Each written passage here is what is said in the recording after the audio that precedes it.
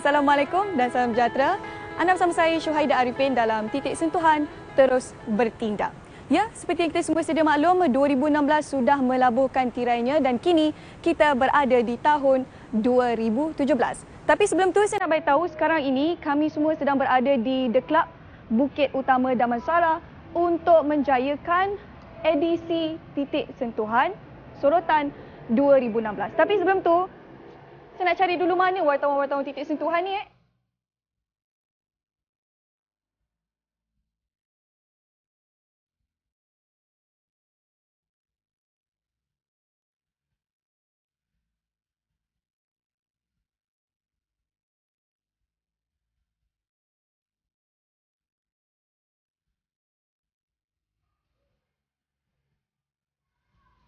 Saya rasa diorang mesti kat sini. Jom tengok.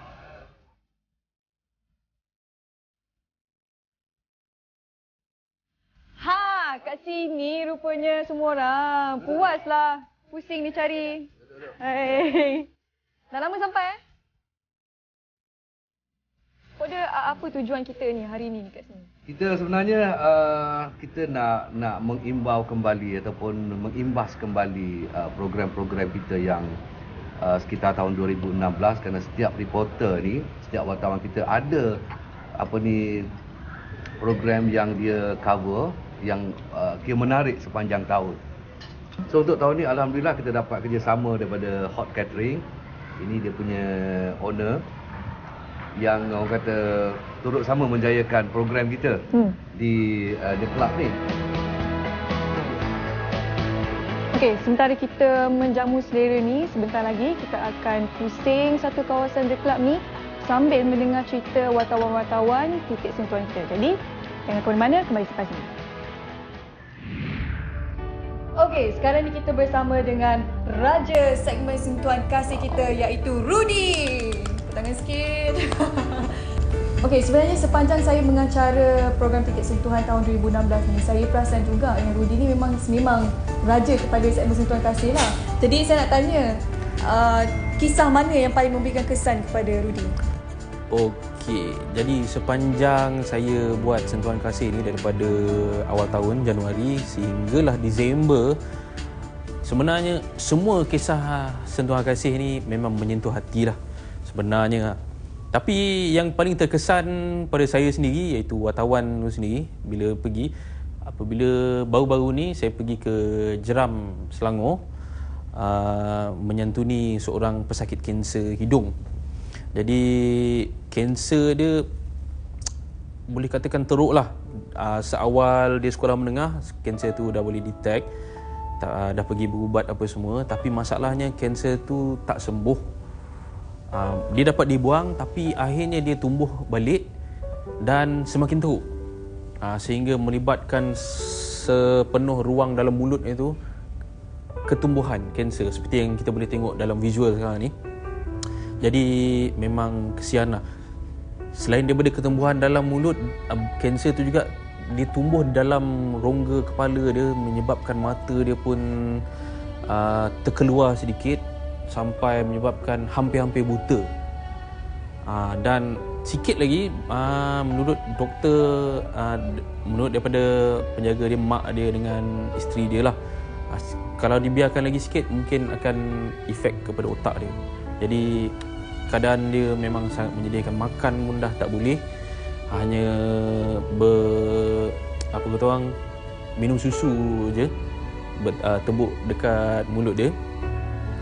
Tapi apa yang sangat menyentuh hati saya adalah penglibatan isteri dia.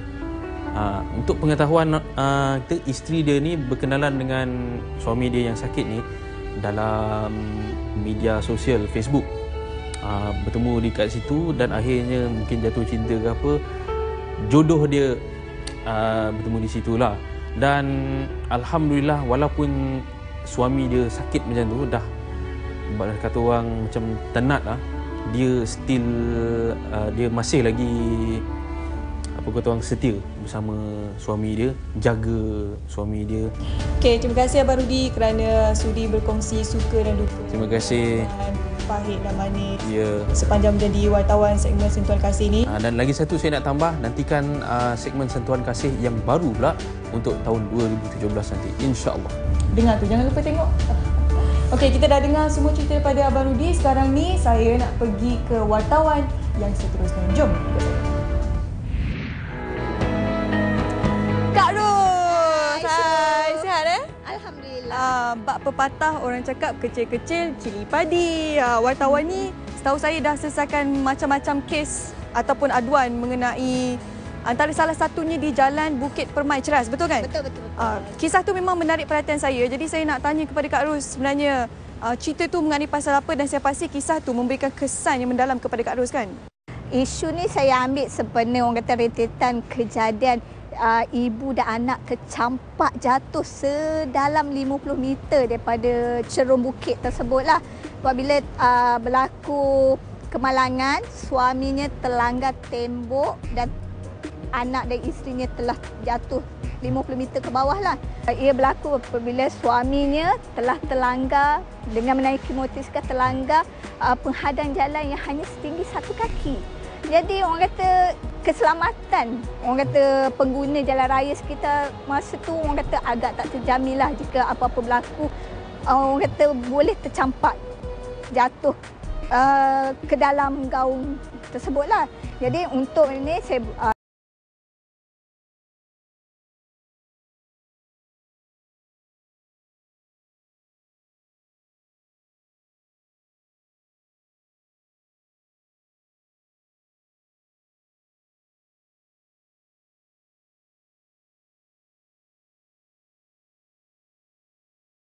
orang kata izin Allah, saya berjaya orang kata mendapatkan tembok baru supaya kejadian kemalangan yang ngeri yang orang kata melibatkan pengguna jalan raya di situ lebih orang kata selamat digunakan. Terima kasih Kak Ros kerana sudi berkongsi dengan kami semua cerita-cerita dan juga berjaya menyelesaikan masalah penduduk setempat. Teruskan sehingga tahun 2017 ya. InsyaAllah. Okey, sekarang ni kita dah tahu apa cerita Kak Ros. Sekarang ni saya nak cari Rohani Hamdan pula sebab saya nak tahu apa sebenarnya peranan-peranan wartawan dalam komuniti kita ni. Kak Hani, buat apa dekat sini? Penatlah Syu cari Kak Ni satu kelab ni. Ya ke? Ya. Nak cari Syu? Alamak, Syu cari akak. Macam mana ni? Okey Kak Ni, sebenarnya macam ni. Syu nak tanya, apa peranan wartawan-wartawan dalam komuniti kita? Okey, sebenarnya Syu, kita sebagai wartawan ni, kita bertanggungjawab ke atas apa yang kita siarkan. Okey, sebenarnya wartawan media elektronik ni, tanggungjawab dia lebih besar, lebih sukar. Sebab apa yang kita siarkan tu mestilah sesuatu yang tepat dan sahih. Itu pertama sekali. Dan yang kedua, mengikut etika kewartawanan. Dan selalunya kalau untuk titik sentuhan terus bertindak ni, kalau kita cover tentang permasalahan penduduk, kita ni sebagai ejen untuk menjadi perantara antara kerajaan dan masyarakat lah kiranya kan. Jadi bila kita suarakan luahan hati dan realiti sebenar kehidupan masyarakat, jadi kita ni orang kata bila ada pihak yang bertanggungjawab menonton rancangan titik sentuhan sendiri, so diorang akan ambil tindakan lah, tindakan yang kadang-kadang mungkin mereka terlepas pandang. Jadi bila apa yang kita siarkan dalam titik sentuhan tu, mungkin isu ataupun sentuhan kasih, mungkin ada yang akan memberi perhatian dan menyelesaikan permasalahan yang berlaku lah di kawasan setempat. Oh, barulah Syu tahu macam-macam sebenarnya peranan kita sebagai wartawan untuk komuniti ni kan. Bukan sahaja sebagai apa tadi, penyampai, ejen, penyampai, tapi kita juga perantara antara komuniti dan juga kerajaan. Kak Ni, saya sebenarnya nak jumpa wartawan lain lagi, tapi saya nak jalan-jalan ke Ani dulu lah, boleh tak? Abang Samsul. Hey, buat apa kat sini? Puas Syu cari satu The Club ni. Terbenung lama-lama. Ni MRT lalu. Oh. Sambil-sambil mengenang 2016. Biasalah ada kisah pahit manis, sedih gembira sepanjang bergelar wartawan titik sentuhan terus bertindak. Itulah antara kisah yang terkesan di hati Abang Samsul. Antara liputannya di sekitar Oktober 2016 di Taman Kamp Pelabuhan Kelang. Okey, aduan tu kita terima dari wakil penduduk di sana melalui Facebook kita, titik sentuhan terus bertindak. Okey, jadi apa yang dilaporkan ataupun apa yang diadukan adalah keadaan perumahan mereka yang uzur dan dah lama tak diberi perhatian oleh pihak yang berwajib. Jadi kebetulan ada ruang waktu, ada rezeki, tim titik sentuhan pun turun ke sana untuk buat liputan. Dan sampai di sana memang sangat menyedihkan sebab antara perkara utama yang dihadapi oleh penduduk kat situ yang agak teruk juga macam bumbung rumah dia orang pecah. Jadi bila dah pecah tu tahu-tahu je lah bila ada hujan ribut, air pun masuk dalam rumah, efek kepada wiring dan sebagainya, perabot rosak dan sebagainya. Sampai kan ada dalam kalangan tuan rumah kat situ dah tak boleh nak tahan lagi, tak boleh bersabar lagi, terpaksa berpindah ke tempat lain. Rumah tu tak boleh nak jual, tak boleh nak apa. Tinggalkan macam tu saja. Jadi itu salah satu atap yang pecah dan tak dapat dibaiki.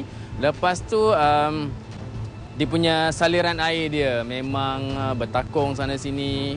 Jadi bila dah bertakung tu tahu je lah dengan nyamuk Aedisnya dan sebagainya. Ada satu yang menarik, bila kita orang ada satu tempat tu dekat salah satu blok kat situ, turun tangga ada pula kes orang bakar sampah dekat tangga tu sendiri. Jadi itulah boleh bayangkan sampah dia, plastik, asap yang hitam boleh berlaku dekat situ. Jadi maksudnya dari segi keselamatan, dari segi maksudnya pengawasan sendiri pun agak kurang kat situ. Jadi yang lebih kesian, kebanyakan kat situ penduduk asal ataupun pemilik rumah kat situ kebanyakannya warga tua. Yang maksudnya yang dah bersara, jadi macam anak-anak dah berpindah ke tempat lain. Jadi kesian lah tengok dia orang. Apa tajuk kisah Abang Samsul ni? Bumbung retak menanti belah. Saya ada buat linking hari Betul, memang ada. Shu yang buat linking tu. Saya ada ingat kisah tu. Betul. Tapi tak apa, kita tinggalkan dulu sebab kita dah dengar macam mana cerita Abang Samsul terkesan dengan kisah-kisah yang dia pernah bawa sebelum ni. Kita nak pergi ke wartawan lain pula. Jom. Okey. Cantik kan pemandangan kita kat belakang ni. Tapi walaupun cantik-cantik pemandangan ni, tumpuan kita bukan di sinilah. Tumpuan kita di hadapan saya ni, iaitu wartawan kita yang seterusnya, Rozaihan Abdul Rahim ataupun saya panggil dia Yan lah. Yan, ceritalah macam mana program Titik Sentuhan ni boleh memberi kesan kepada Yan sendiri sebagai wartawan. Okey, adalah satu kisah ni memang terkesan lah dekat hati Yan lah kan. Okey, segmen Sentuhan Kasih yang mana masa tu tahun lepas adalah siri pertama berkenaan dengan seorang adik ni namanya Syuhada juga. Syuhada ni mengidap penyakit biliary atresia, iaitu penyakit hati kronik. Masa jumpa tu anak kecil ni umur 2 tahun lah. Masa tu memang keluarga ni sangat perlukan dana yang besar juga, lebih kurang dalam 200,000 untuk Syuhada jalani pembedahan pemindahan hati. Okey, siri pertama telah dikeluarkan, kita dah siarkan tahun lepas. Jadi selepas disiarkan tu, alhamdulillah Syuhada ni berjaya mengumpul dana untuk beliau membuat pembedahan pemindahan hati. Jadi pada tahun ni, iaitu baru-baru ni lah, Kru Sentuhan Kasih iaitu Yan sendiri pergi sekali lagi ke rumahnya. Kita berjumpa sekali lagi dengan adik Syuhada tu. Yang apa yang membuatkan, sebab tadi Syu tanya kan apa yang betul-betul terkesan kan. Jadi sebagai seorang ibu lah, kita pun tersentuh lah masa jumpa dulu keadaan fizikal Syuhada tu. Adik Syuhada memang sangat macam meruntun jiwa lah, dengan fizikal dia kurus, lepas tu perutnya agak besar. Jadi bila kita jumpa selepas pemindahan hati tu dibuat, memang berbeza fizikal Syuhada tu dengan dulu. Ibu Syuhada sendiri ada mesej Yan, katakan terima kasih kepada kita lah, kepada Sentuhan Kasih sebab banyak membantu keluarga mereka. Sebab selepas disiarkan, alhamdulillah mereka dapat kumpul dana yang banyak. Jadi itulah dia, kira salah satu pengalaman yang tak dapat dilupakan lah sampai ke hari ini. Okey Yan, terima kasih kerana sudi berkongsi cerita dan pengalaman sepanjang berada dalam program Titik Sentuhan ni. Semoga terus sukses tahun ni. Okey, terima kasih. Okey, sekarang ni saya nak pergi naik baji sebab dengar cerita penerbit kita ada kat sana.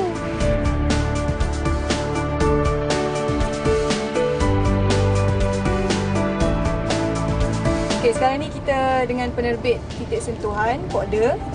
Sambil naik bagi ni, kita Sambil nak naik dengar bagi. lah cerita daripada Pokda sebenarnya apa perancangan ataupun mungkin pembaruan yang akan diberikan kepada Ya. program Titik Sentuhan ini. Okey, macam biasa setiap tahun kami memikirkan penambahbaikan untuk rancangan Titik Sentuhan ini. Dan kita telah berkumpul di The Club ni untuk membincang aktiviti kita, program kita untuk tahun 2017. Untuk tahun 2017, rancangan Titik Sentuhan ini akan menampilkan kredibiliti wartawan itu sendiri. Dan kita juga ada penambahbaikan dari segi penambahan segmen, yang mana sekarang ini kita ada sentuhan kasih, kita ada aduan, dan satu lagi kita akan masukkan Nadi Rakyat, yang mana Nadi Rakyat ini adalah merupakan program yang kita mendekatkan diri kita dengan rakyat. Apa yang telah dapat rakyat nikmati hasil daripada pembangunan, hasil daripada apa yang telah kerajaan buat untuk rakyat. Jadi itu antara satu segmen baru yang kita fikirkan kita akan masukkan dalam rancangan Titik Sentuhan selain daripada aduan dan juga sentuhan kasih. Dan apa yang boleh saya katakan yang mana rancangan baru pada 2017 ini lebih segar kerana kita akan menampilkan wartawan-wartawan dekat lokasi dengan cara yang lebih agresif. Maksudnya dia mendekatkan diri wartawan ini dengan pengadu, dengan orang, dengan lebih dekat lagi. Dan pembaharuan itulah yang akan kita sajikan untuk penonton-penonton TV1 rancangan Titik Sentuhan. Okey, untuk musim baru rancangan Titik Sentuhan 2017 ini kita menampilkan 3 segmen. Yang mana biasanya kita ada 2 segmen iaitu sentuhan kasih dan juga aduan. So sekarang ini untuk 2017 kita tambahkan lagi satu segmen iaitu Nadi Rakyat. Nampaknya setakat ini sahaja sorotan edisi khas Titik Sentuhan 2016. Kita dah dengar bermacam-macam perkongsian daripada wartawan-wartawan kita di sini. Jadi kami semua berharap agar anda semua selaku penonton setia Titik Sentuhan teruskan bersama kesetiaan anda bersama kami dan nantikan wajah baru kami di tahun 2017 ini. Saya Syuhaida Arifin, sampai jumpa lagi. Bye.